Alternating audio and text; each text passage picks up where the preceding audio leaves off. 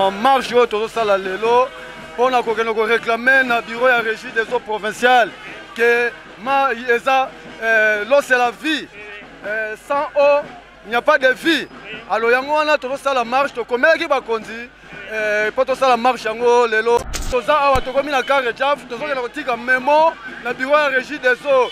Régie des eaux, pourquoi je passe dans la ville de Matadi? Biso va tout ça entouré dans la rivière Pozo. Biso va tout ça entouré dans le fleuve Congo. Pourquoi ils ont maï? Pourquoi ils ont passé dans la ville de Matadi? Maï est comme un délestage. Donc, on a dit délestage dans la ville de Matadi. Maï est zonga, biso n'est pas de Manakala.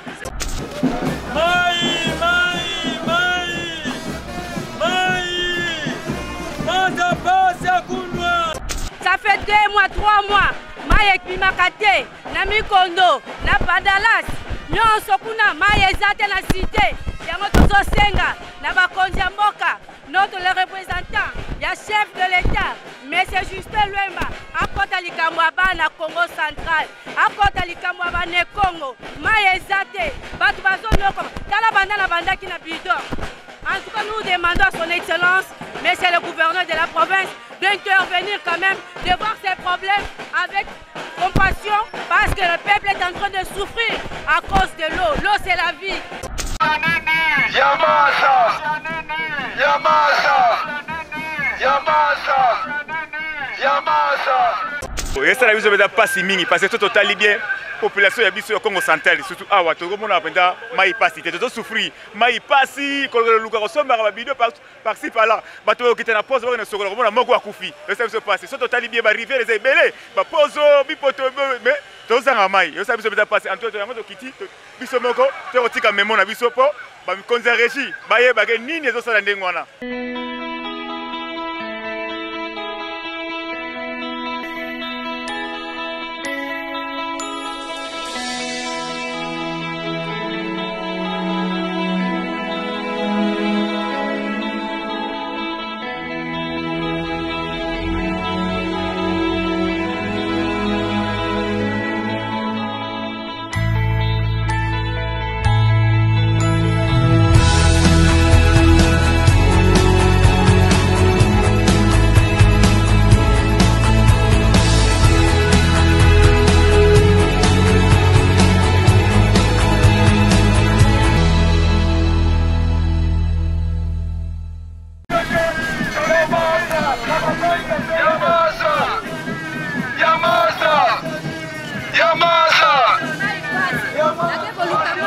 Depuis 4 heures, maï ezate, maï okela biso mawa.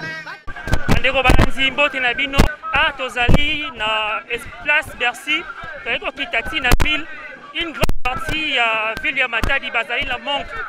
Toyeko accompagner bango pour que bakende kotika memo na bango la ville na régie des eaux.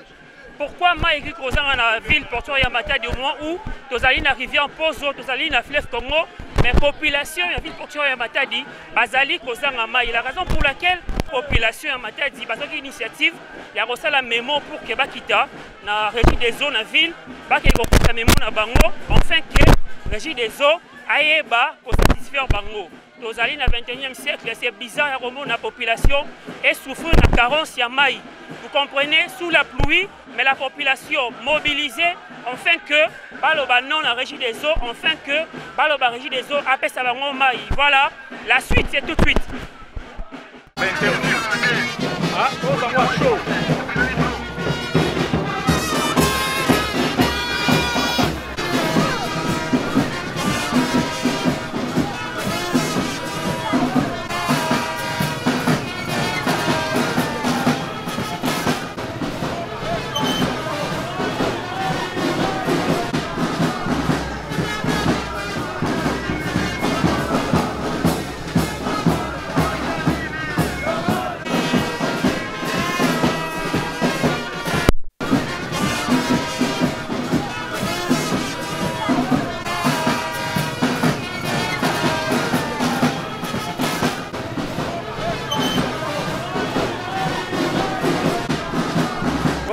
Tout le monde est mobilisé, n'a pas membre, pour déclarer par rapport à la pénurie d'eau, par rapport à la réussite locale. En tout cas, merci à la police congolaise, nationale congolaise, dans l'encadrement où bazo sala biso na marche où tozo sala lelo pour na ko réclamer na bureau ya régie des eaux provinciales que l'eau c'est la vie. Sans eau, il n'y a pas de vie. Alors yango wana tozo sala marche to komeki bakonzi pour tozo sala marche yango lelo mardi na 8h. Mais Mboula, déranger biso na butu ya lelo et bandaki na 3h du matin eko 6 na 9h. Yango tozu moi retard. Yango wana batu ba ye mingi te ba bidon jaune yete parce que batu ba profiter na Mboula beti ba tchaba mai. Le place ko tchaba mai wana ezate. Yango wana soki mai ezaki pas soki Mboula betaka te mais le biso toza ba bidon jaune. Yango wana toza awa tokomi na carré jaf toza na kotika memo na bureau ya régie des eaux.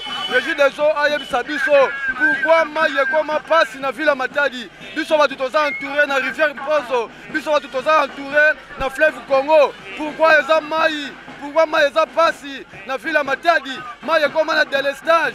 Donc tolingi délestage te na ville Matadi.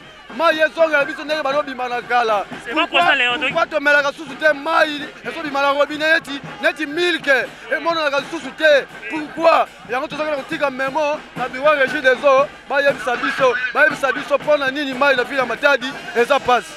Merci président Léandri Koyeba. Combien de quartiers allez réunis pour que ça la marche ya revendication? Yango na tuka loba Mboula tuka déranger biso batu nyonso baza na bamai na bandako.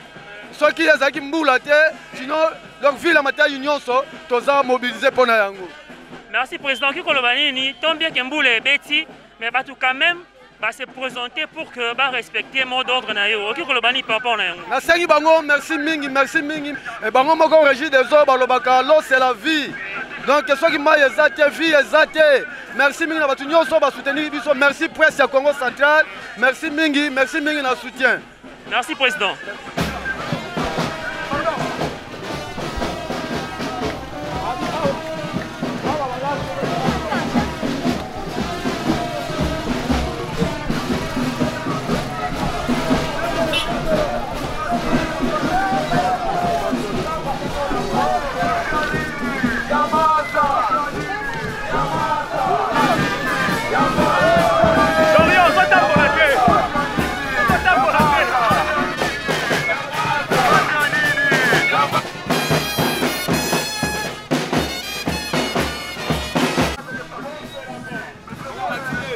C'est la vie.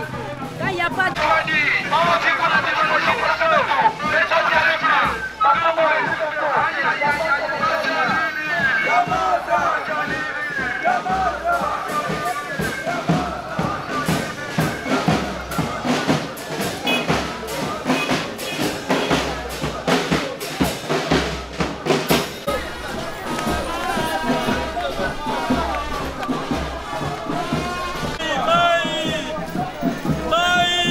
Massa.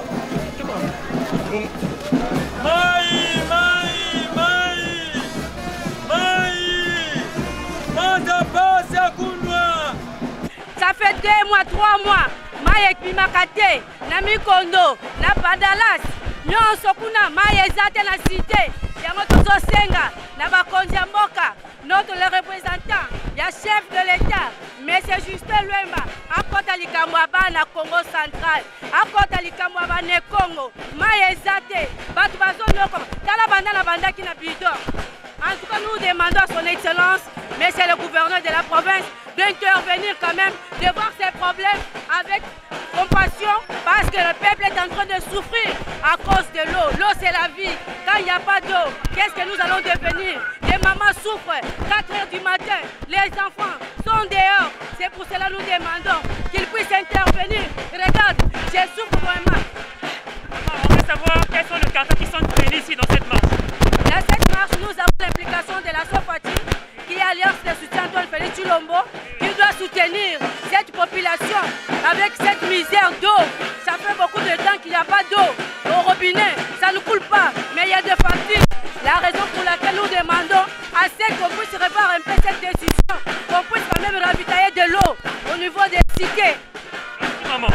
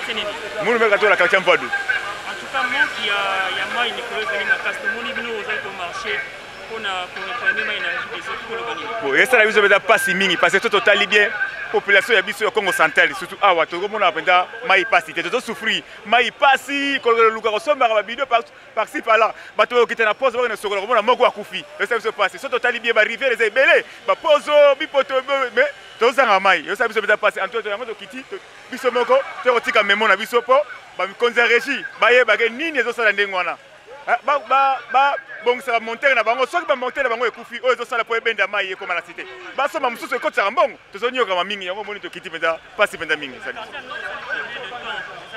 oh en tout cas tozwaka mai te toumeli tozwaka mai te do mai okomona ebimi kota se moke tofio tokita omona ekangami do toumeli pasi tozomona do pasi mpenza tozwa monsieur journaliste do basala befort po tozwaka mpenza mai po tozala bien merci mpenza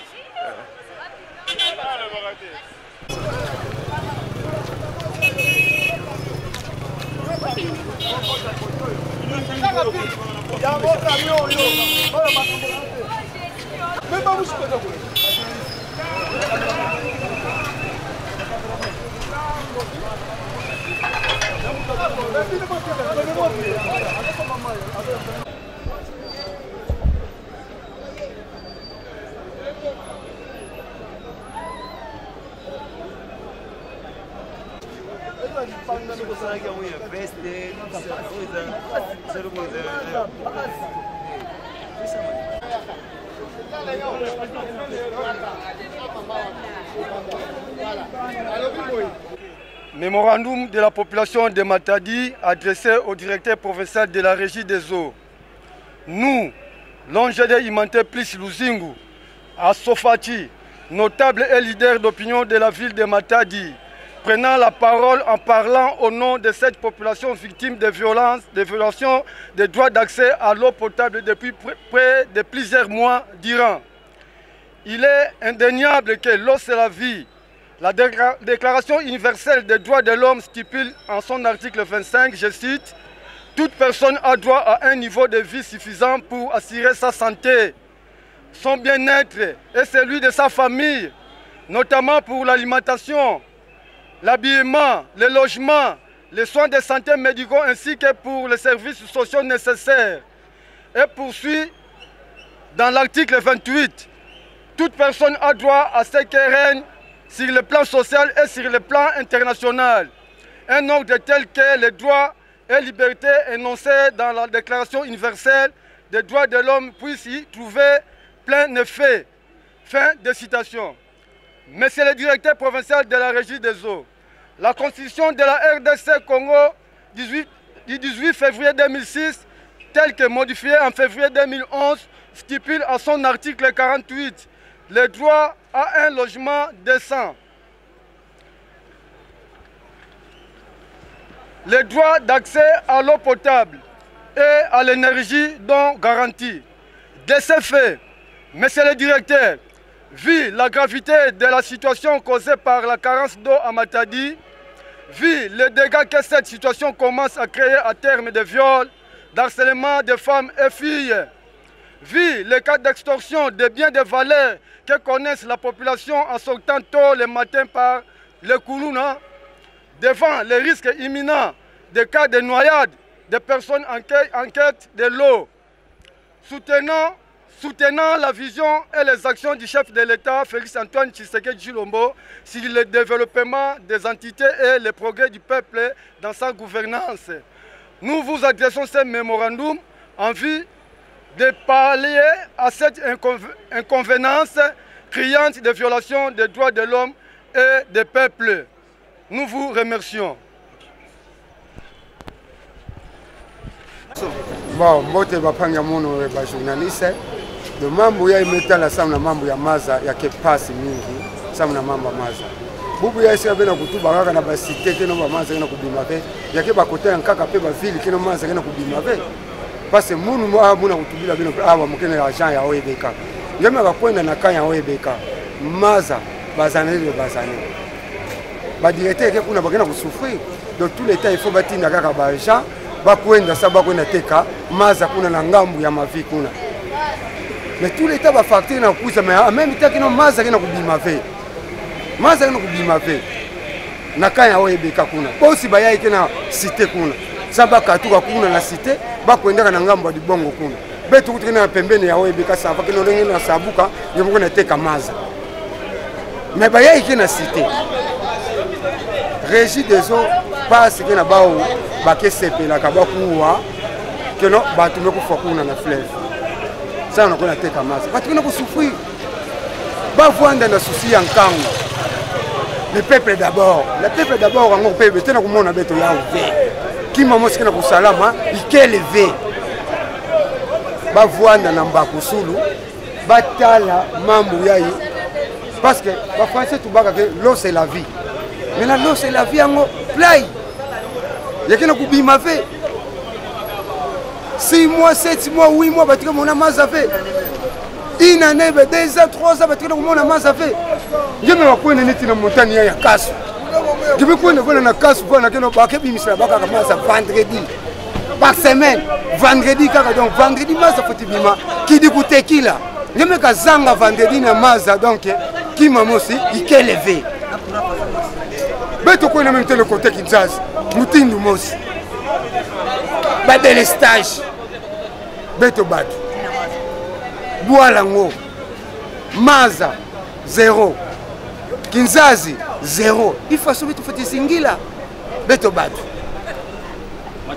en tout cas moun me sepela mingi na façon ben mosi me kuiza awa beno kwenda ve metuba beno kwenda ve beno telimina mambu yayi bapesa beno solution parce que moun mekato solola na agent mosi ya régie des eaux mekato kuzabisa mukeno DG en quel congé mais DG AI andi keli anke kuna beno kwenda ve andi yamba beno andi pesa beno solution bapangi ya cité ya OEBK babaka maza sikana babaka maza ve bapesa beno solution ya mbote ve beno pe beno kwenda ve parce que l'eau c'est la vie c'est ça yakina kupesa mukiadi mingi beto pe kuna pe maza yake mpasi 1 mois 2 mois beti bakaka maza ve toujours badélestage inattendu alors finalement c'est quoi beti na mona pasi ngena kumona bayankaka bakena kona tekilaka maza na rivière Mpozo batu kena kufua kuna mingi kiadi mingi résidents zoani baka solution samwani zibudi la beto maza na mongo nkamba kuna na mongo nkamba beti na kumona pasi mingi ya wina kake na munu fin. Amis téléspectateurs, la ville portière Yamatadi est souffrir d'un problème Yamaï. Cela fait plusieurs mois depuis que la population a continué toujours kolela na likambwetali mai. ONG de Humanité Plus, il y a M. Léon Zabo, le population Yamatadi, y compris ba notable na ba jeune leader ya ville portière Matadi ba y kozwa initiative ya ko initier marche pour na ko déposer mémorandum na direction provinciale ya régie des eaux ya Congo central marche et ko banda bongo na rond-point Belvédère ba y kozwa trajectoire ba leki d'alias ba bimimi kondo ba bimim Mfwadu rond-point Simon Kimbangu tomate rond-point place Musée Laurent Désiré Kabila et puis ba yeko chité awa na direction provinciale ya régie des eaux wapibisika monsieur Léon Zabole ayaki kotanga memo pe ba yeko pona quelques personnes o sengeli ba accompagner pour que ba ko déposer mémorandum na bango. Chose étonnante to komi na direction provinciale ya régie des eaux ba boyi presse ekota et ba poni kaka chaîne moko na kombo ya RTNC ne est accompagné bandeko oyo ba yeko déposer mémorandum. Est-ce que dans la ville portière à Matadi, il n'y a que la RTNC qui est la maison de presse? Est-ce que dans le Congo central, Ezakaka, RTNC a relayé l'information? Vraiment, c'est dommage. Et na bino bandeko mususu, tant que la presse est à vers bino, bofungole la bango porte. Pour te resenga pe mbongote, mais tu accompagnes des populations. Tu rebeta matolote, tu yeko zwaka kabilili, tu yeko zwaka information pour que tu transmettre ngo na bandeko oyo bazwaki tant yako koma awate. Prochainement, régie des eaux, bon changer. Mais tous ces là, on a des humanités plus au baoutoko tanakati, babi mababi sabiso, basolo linenge nini. Mais population so senga kaka lelo, maye bima. Soge bimite, mbumbumbu. Nzinga nzinga. Merci mingi ya tete melombana ba journaliste à Ville Matadi. Merci mingi na la police nationale congolaise na encadrement ba mesala beto pour na la marche pacifique. Nous avons réclamé la direction provinciale et la régie des eaux. Parce que nous avons la patience dans la ville de Matadi. Pourquoi nous sommes entourés de la rivière Mpozo, dans le fleuve Congo, les deux usines, dans le fleuve Pozo, dans la rivière Pozo, usine qui est la régie des eaux. Dans le fleuve Congo, usine qui est la régie des eaux. Nous avons posé un problème à la directeur provincial et la régie des eaux. À me faire savoir difficulté qu'on a dans la régie des eaux. Beto moi aussi, beto me paysagiste. À me faire un exemple. Nge tata quand il met tout la quinte na injo, ben nge tata ben ozole ba célibataire. Nge kuza buta bana 6. Ben mo ben combien 8. Na ben 8 na tangi vana ben ozole, ben vana banzungu mo sia fioti. Mettez le nom ben 8. Il faut que changer nzungu. Donc, régie des eaux, il y a un problème à Banzungu. Banzungu, il y a un 10 personnes. Vous avez 1000 dans ma taille d'exemple. Donc, il y a 10 personnes qui sont là-bas. Il faut que changer Banzungu. Il y a une population. Il y a une cour. Pas si il y a une régie des eaux. Comme il y a un tambour dans la population, il y a une population. Pas si il y a une régie des eaux. Comme Tsangoué même Mwangana, Matadi Mvimba, même Mwangana RDC Mvimba, ba fumu na Hollande beto, ba oui la population ya Matadi qui est quoi passe à Maza, maintenant l'homme na chef de l'État, beto côté na vision nandi, sans Maza, parce que faut ensemble au côté na vision chef de l'État, et il faut au côté na vision chef de l'État, ba bon c'est beto Maza, beto sur l'Andi, ametu bana bilumbu kwiza, beto sadila na mutindu ya ife. Beto kwenda kutana bawu na kati ya bureau tumesema mkanda beto kwenda tina izini bako na expliquer beto difficulté que kuna donc ya ametubila beto kilumba kaka beto kwenda vena play mais quand même mais c'est pour courage beto kwenda na façon si mbote bagana te beto ide même la délégation même il y a 1000 personnes qui va solution mais proposer ben ensemble na ba solution mais pour proposer beto mais tu bagay problème ba over ah ouais problème na niveau national ba fumu ya niveau national ba ku beto. Alors, beto mambo ya nyonso beto sala tout ya kumina ba fumu ya niveau national ba aider beto ba sans beto vendre la courage ya préparer sa chef de l'État Félix Antoine Tshisekedi deuxième mandat en 2023. C'est vous qui restez à la maison, c'est vous qui faites le ménage à la maison. Quelles sont les difficultés que vous rencontrez par rapport à ces problèmes d'eau dans la ville de Matadi? En tout cas, merci, monsieur le journaliste. Vraiment, la difficulté que nous avons, nous les mamans, c'est de sortir au moins chaque matin. 4 h du matin avec un bidon, aller chercher de l'eau ailleurs, avec nos enfants, nos petites filles. En tout cas, ça nous fait mal de porter les bidons chaque jour. Et puis par après, on va nous demander de payer la facture pendant qu'il n'y a pas l'eau qui coule. C'est pour cela que nous avons organisé quand même de soutenir la population dans certains quartiers, dans certaines villes où l'eau ne coule même pas. Il y a des fois, une fois par semaine. Mais nous disons merci au directeur de la Riche des Eaux qui nous a réussi, qui a dit que le gouverneur, le représentant lui-même de chef de l'État, il est allé d'abord s'enquérir de la situation. Je crois qu'il est bien informé que nous. Et moi, j'ai parlé avec le directeur, il y a aussi les problèmes de manque de communication. Parce que vous avez constaté qu'il y a des problèmes techniques, qu'on devait quand même informer la population. Et la population est sous-informée. Et quand la population se plaint, nous ne pouvons pas aussi croiser les bras. En tant que femme, je ne pouvais pas croiser mes bras. Je devais m'impliquer à cette vision de soutenir mon frère Léon et d'être avec lui, organiser cette marche ici qui peut nous aboutir à quelque chose. Mais en faisant cette marche, c'est pour qu'on puisse alerter aux membres gouvernants, au président provincial, le président de la province du Congo central, M. Mbouemba, qu'il y a un problème. Ce sont eux qui incarnent les institutions du Congo central.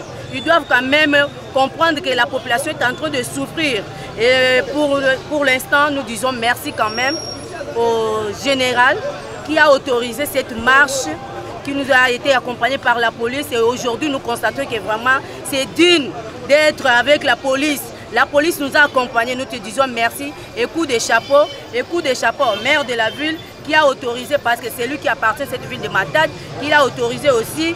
Nous disons encore merci parce que nous avons appris que le gouverneur n'a pas aussi gardé silence par rapport à cette situation qui traverse la population de l'autre côté, vers Minkondo, Iwewe, Mbouzi, Unzi. En tout cas, il est allé s'enquérir de la population. Mais nous n'allons pas aussi croiser les bras. Nous allons toujours procéder au même rythme ici pour demander qu'on puisse quand même le servir, qu'on puisse quand même réclamer au niveau national qu'il puisse régler le problème de la Congo centrale. Parce qu'ici, ce sont des collines. Quand il n'y a pas assez d'eau, d'autres personnes n'auront pas d'eau. C'est pour cela que nous demandons aux gouvernants de penser aussi à cette population qui est en train de souffrir. Pour l'instant, il y a une semaine, il n'y a pas d'eau. L'eau, c'est la vie, mais quand il n'y a pas d'eau, c'est la mort. C'est pour cela que nous...